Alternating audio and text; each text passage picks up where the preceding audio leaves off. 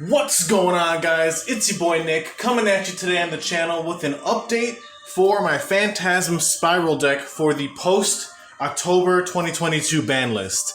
For those of you guys who don't know, Red Reboot finally got the axe on the most recent ban list, and Reboot was a card that I felt really held back Floodgate decks and trap decks because Reboot was just like an easy sacky out for anybody who was facing against you to just clear your board and prevent you from playing. Well, now that Reboot is out of the question, it is now our time to shine with our Floodgates, and we're going to stop the opponent from playing big time.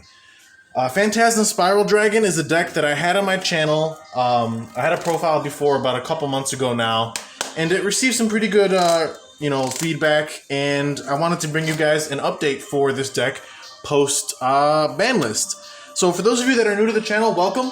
My name's Nick. We do live duel videos, deck profiles, deck discussions, and other things of that nature. If you guys like random rogue decks and off-the-wall content, then I highly encourage that you subscribe. We are on our way to 600 subs, and I can't do it without your guys' help. So please like this video, comment down below, and subscribe if you haven't already. And with that being said, we're going to jump right into this updated Phantasm Spiral deck list. This is a very control-focused and oriented deck, and we're basically just going to floodgate your opponent straight out of the duel.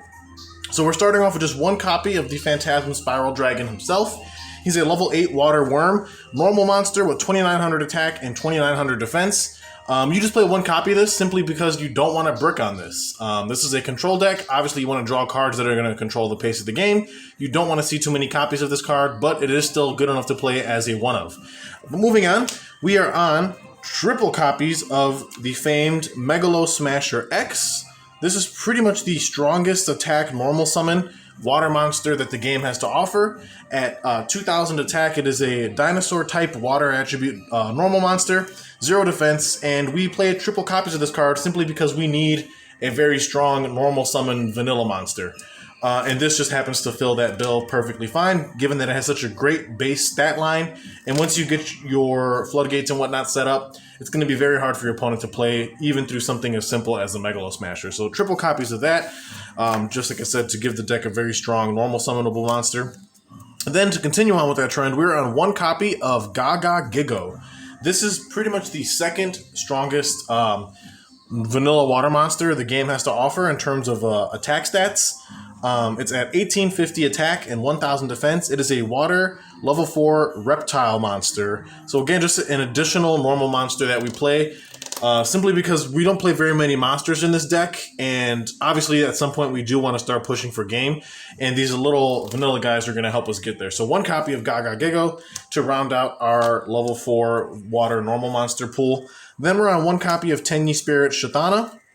Shatana is great because if you can get it into the graveyard, you can either banish it from there or banish it from hand when a non-effect monster you control is destroyed by battle or by card effects. Since we play such a decent amount of vanillas in the form of 3 Megalo Smasher and the Yugioh plus Phantasm Spiral Dragon, if you count that as well. If any of those monsters get destroyed by battle or card effect, we can banish the Tenyi Spirit from our hand or the graveyard. And then what that does is it allows us to target one of the destroyed monsters, special summon it back to the field, and then we can non-target destroy a monster the opponent controls using this card's effect. And like I said, it banishes itself from the hand or the graveyard when a normal monster we control is destroyed, and we can revive that normal monster and then destroy a monster the opponent controls without even targeting it. So as a one-of, it's pretty cool. Like I said, we don't even need to summon this card. We can just hold it in our hand and use it functionally like a hand trap of sorts. So one copy of Shatana has worked just fine in this particular build. We're at 41 cards, by the way. Moving on, though, for the last main deck monster, we're on one copy of the Evil Twin, Kiss-a-Kill, and Lilla. This is a monster that is a brand new addition to the deck, post-ban list, and it's not going to make much sense as to why we're playing it now, but it will make a lot of sense once you guys see the extra deck that we are running. But we do play one copy of this card. It is a bit of a brick. We don't want to draw this. However, even if we do draw it, we do have a way to cycle it back into the deck, which we'll get into later in part of this profile. But that's it for the monster lineup, guys. Now we're diving straight into the spells, and you might want to bring your floaties because I'm taking you to the depths of Pacifist the Phantasm City. This is a field spell. This card's name is always treated as Umi, which is very, very cool because Umi in general got a lot of new support recently, and there's a couple cards you're playing that synergize directly with this because this card is always treated as Umi. Pretty much though, we cannot normal or special summon effect monsters the turn we activate either of this card's effects, even if this card leaves the field. So whenever we use either of Pacifist's effects, we can't normal or special summon effect monsters, which isn't a problem because we literally don't even play any.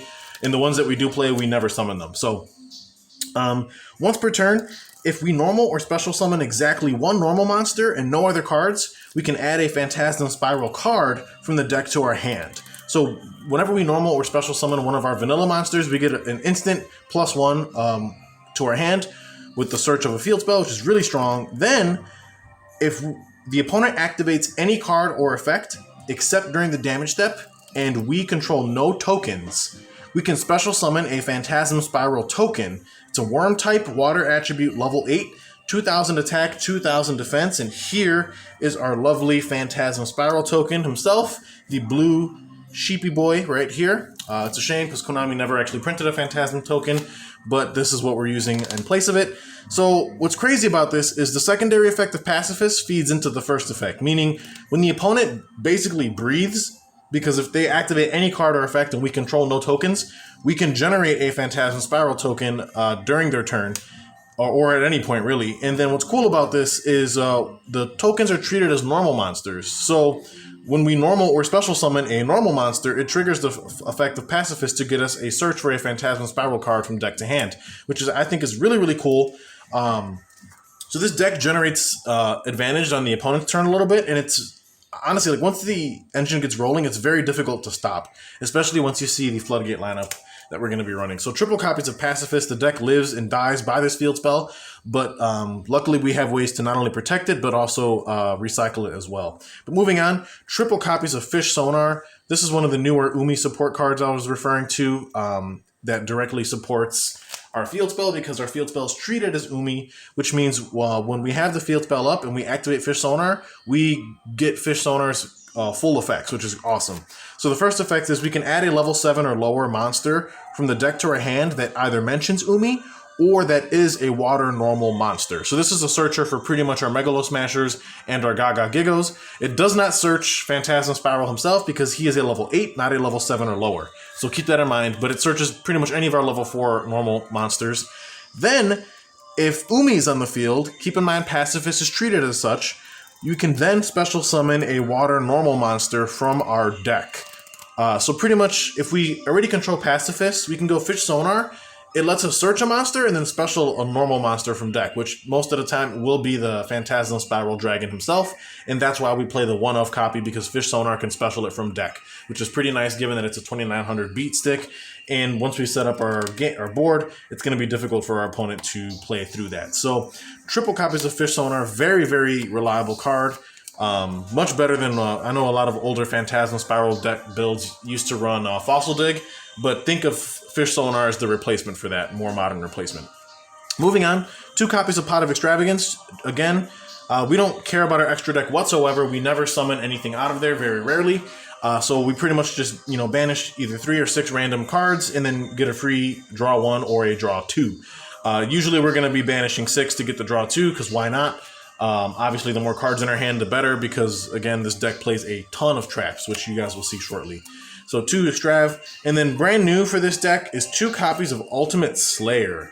If you guys thought that going second is, suboptimal for us, well, think again, because we have this brand new card, Out of Power the Elements, that basically changes how going second works. It's such a powerful card.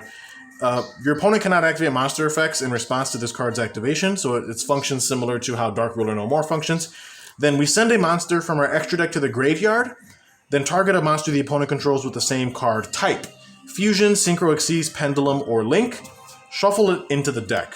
So not only can your opponent not activate monster effects in response to this, we get to Foolish Burial a monster of our choice from the extra deck to grave, and then send a monster of the same type of the card that we sent from their field to the graveyard. So it targets, but it doesn't destroy, and they can't respond to it. And then also we generate advantage by dumping, like, for example, if it's a fusion monster, we target their fusion, they can't activate their effects in response. We send, like, an Entis, for example, then we send their fusion to the graveyard, and then because Entis was sent, it can pop another card. So going second, Ultimate Slayer really helps out a lot.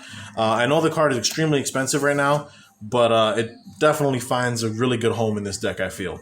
Moving on with the spells, one copy of Fury of Kairyu-Shin. This just searches our copy of Torrential Tribute, and it can banish itself from grave to protect a water monster we control from card effect destruction. One copy of Supernatural Danger Zone. It's a continuous spell card and states that if a non-effect monster is special summoned face up, except during the damage step, we can target a card the opponent controls and destroy it. So keep in mind, tokens are treated as non-effect monsters, so whenever our field spell triggers to generate us a token, and we have Supernatural Danger Zone on field, we not only get to search a card off the field spell, but we can pop a card they control using Danger Zone as well. Then, if this card hits owner spell trap zone is destroyed by an opponent's card effect, we can special summon one non-effect monster from the hand, deck, or the graveyard. So if your opponent tries to deal with this, we get to special summon like our Phantasm Spiral Dragon, for example, from the hand, the deck, or the grave, which is really, really nice. So one copy of that. Then we're on the one Terraforming to round out the last of the spells. In the deck, again, we want to have access to Pacifist as quickly as possible, so we play the Terraforming to help facilitate that and get that card to our hand very quickly. Now we're moving on to the traps. Like I said, the deck's at 41 cards. We made it through 20 of them. Pretty much the deck's playing 21 traps. So we're going to start things off with triple copies of Phantasm Spiral Battle. This, for those of you who are familiar with Pacifist, should know what this card does and how crazy it is. If all monsters we control are normal monsters, minimum 1, we can target a card the opponent controls and destroy it. So think of this like a Trident of sorts. It just targets any card in the field and destroys it as long as we control a normal monster. Then, if Umi's on the field, we can activate this card from the hand. That's actually really cracked because Pacifist treats itself as Umi. So as long as we have Pacifist on board and we control a normal monster, we can activate Spiral Battles from our hand. Keep in mind, this is a Phantasm Spiral card, so the field spell does allow us to search this whenever we normal or special summon a non-effect monster, which is really, really cool. And then we can banish this card from the graveyard, target a normal monster we control, and equip that normal monster with all Phantasm Spiral equip spells we control that we can equip to it. So again, if you're familiar with Phantasm Spiral Dragon, they do play a decent amount of equips. I'm going to tell you guys right now, we're not running any of them. This is a control deck at heart, and I think the equips are just bad cards. They're not that good. We want to control the board with our traps, not like place an equip on a vanilla.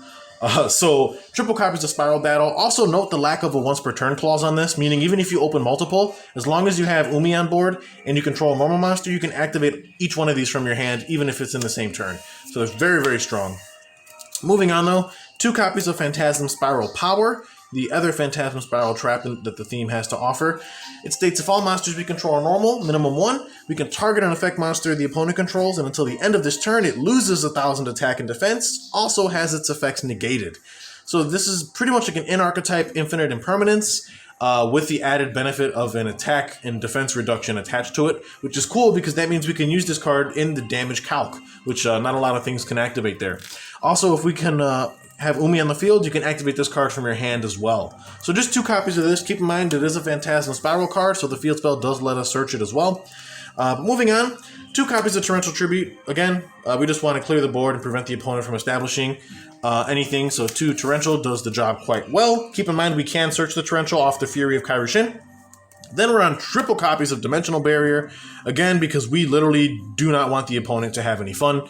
Whatever strategy they're on, it doesn't matter.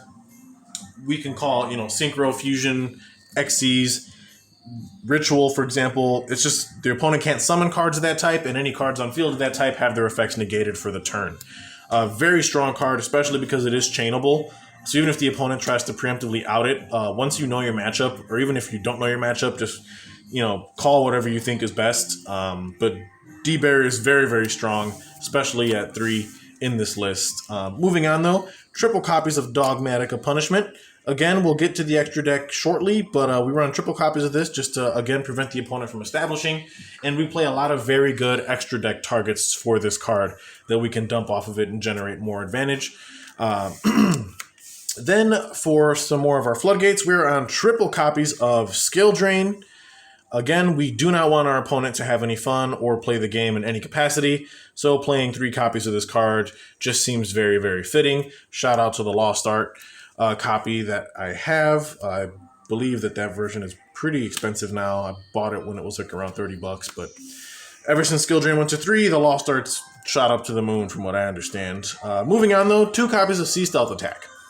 This card is on the verge of like being the most insane continuous trap I think I've read in recent memory.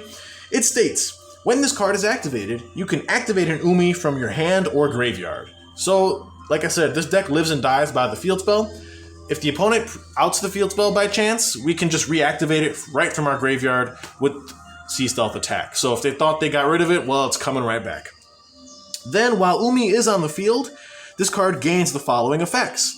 First effect is once per turn, you can banish a water monster you control until the end phase. That is cost. So again, if your opponent thinks they're going to try and floodgate us with Mystic Mine, we can banish our water monster and make it so that we have no monsters on field, and then the mine just destroys itself at end phase. Pretty strong if you ask me, but you can banish a water you control to the end phase as cost. This turn, face-up spells and traps you control cannot be destroyed by your opponent's card effects, even if this card leaves the field. So, like I said, this deck lives and dies by the field spell, but once you establish the Sea Stealth Attack line, it is very, very difficult for the opponent to out your field spell, which I think is very, very hilarious. And then the secondary effect states, at the start of the damage step, if your water monster, whose original level is 5 or higher, battles an opponent's monster, destroy that opponent's monster. So, when you have your Phantasm Spiral Dragon on the field or your Phantasm Spiral Token, both of which are level 5 or higher water monsters, as long as you control Sea Stealth Attack and have pacifists on field, at the start of the damage step, if either of those targets battle, you just destroy the opponent's monster that they're battling. You don't even proceed to damage calc. So it just makes your boards very difficult to out. Keep in mind, you can go Sea Stealth Attack to banish the token, since it is a water monster, to not only protect all your floodgates, but then you control no tokens at that point. So if your opponent continues to extend, you can just produce another token and then get another search off the field spell, which is really nutty. So 2 Sea Stealth Attack I felt is the very perfect ratio for this list. Then we are on 1 copy of Summon Limit, again, because we just want to establish our floodgates and stop our opponent from playing. And then 1 copy of There Can Be Only One. Again, we do not want our opponent to play. We are going to take full advantage of the fact that Red Reboot is no longer in the game. So let's floodgate our opponent to oblivion and prevent them from playing and have them lose to this pretty much scuff at locals while they, cry because they spent $500 in their tier deck. But anyway, last card, 1 copy of Metaverse. Again, we want to have access to our field spells as often as possible. So between the 3 copies of Pacifist itself, the Terraforming, and the Metaverse, that makes for 5 copies, plus the 2 Sea Stealth Attacks, which can activate it from graveyard as well. And yeah, that's it for the main deck, guys. 41 cards. Now we're going to jump into the extra deck real fast. We are on, it's just pretty much like an Extravagance and Dogmatica Punishment extra deck. So you'll find the usual suspects here. 2 copies of Ventus.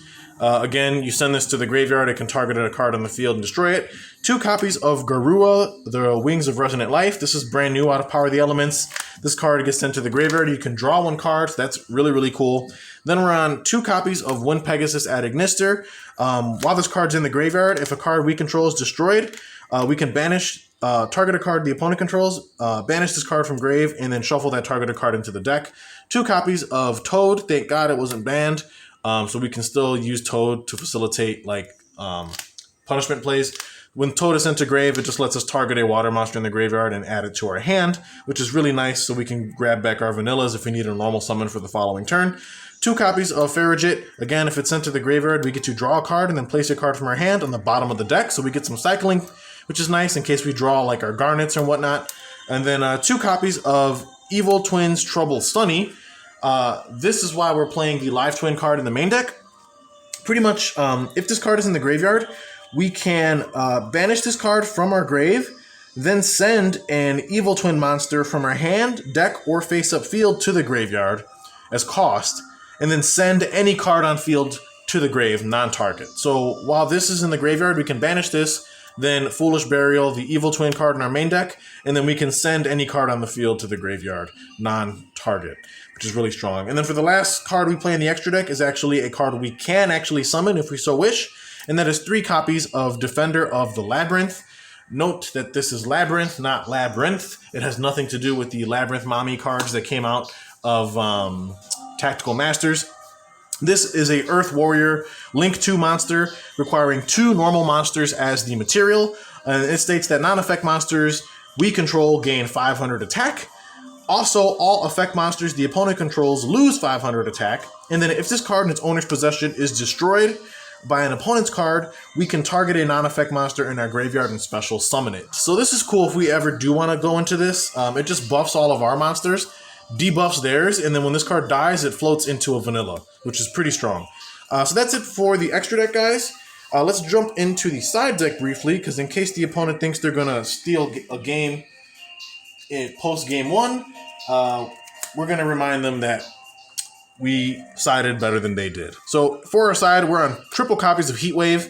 Again, if we know that we're going to go first, we can side into this post-game 1 and just make it so that at the start of main phase, neither player can normal or special summon effect monsters until my next draw phase. So you're not summoning anything until the following turn, pretty much. This is a very nutty card, also very funny to resolve. Then we're on triple Raigeki again, because going second, we just want to break the board. Doesn't matter. Even if you draw multiples, Raigeki's not even once per turn anyway. Then we're on the 1 copy of Duster, again, just in case we come across another Floodgate deck. Not that we care about Floodgates all that much, but in case they're on, a heavy back row and we want to just clear it, Duster does a great job of that. Then we're on 1 copy of Blizzard, just 1 for now because of side deck space. Happens to be a little bit limited, but Blizzard's nice. Post game 1, when the opponent decides to side into all their back row hate, we can go Blizzard, target their spell, since most back row removal is in the form of spell cards, and then bounce that spell back to their hand, negate its effects, and prevent that spell from being used for the rest of the turn. Then moving on to our traps, triple Soul Drain. Again, because if Tier Element thinks they're going to be running rampant this format, I'm going to remind them quickly that they can't use any of their effects in their graveyard. Then we're on 2 copies of White Howling. Again, very good card post game 1, because when the opponent sides into all their back row hate, which again is usually in the form of spell cards, White Howling makes sure that all their spell effects are negated during the turn as long as we control a water monster, which isn't an issue. And then for the last 2 cards on the side is just 2 copies of Solemn Judgment. So that's it, guys, for the Phantasm Spiral deck update. Like I said, this deck is very unforgiving to the opponent. It's not fun to play against. I'm not going to cap. Like, if I'm sitting across the table from this, I'm having a really bad time. With all the floodgates and just the amount of sheer advantage we generate over the course of a few turns, it's almost impossible to establish any kind of board when you're staring down like skill drain, summon limit, there can be only one, and then having to deal with like me popping all your cards and me using Dogmatic of Punishment to clear your stuff. You're just not having a great time. So, especially under stuff like a D barrier as well. So this deck, like I said, it's really cool. I do want to take it to locals and see how it does. I've been doing a lot of testing on Edo, and it's worked out pretty well. And yeah, it's just a very funny, and for the most part, cheap. I use cheap in air quotes because I know cards like Ultimate Slayer are probably more than what this entire deck is worth. But it's a lot of fun. Like I said, it's 41 cards. It's extremely consistent. And all you do is normal summon, set a bunch of back row pass. And the funny thing about this is, like I said, with cards like Sea Stealth, it just makes it so that your opponent can never out your floodgates. Like, you can constantly protect everything by banishing water monsters you control. Again, this deck does a great job at even playing around Mystic Mind because of that reason. So even cards like Mystic Mind don't really stop us. Although we do have plenty of outs to mine in the form of cards like Spiral Battle and whatnot. So this deck is pretty fun, like I said. And now that Red Reboot is officially banned, I think decks like this are going to see a bit of a resurgence. So kind of be prepared as best you can, I suppose. And yeah, like I said, guys, stay tuned for more upcoming content on the channel. I have some really, really cool spice to bring you guys. I know I've been a little bit sparse on my content lately. I've just been busy with life and work and other things, trying to juggle and organize myself. But like I said, I'm going to be back on track pretty soon with the fire content. So like I said, stay tuned, subscribe if you haven't already, and thank you all so much for all your love and support.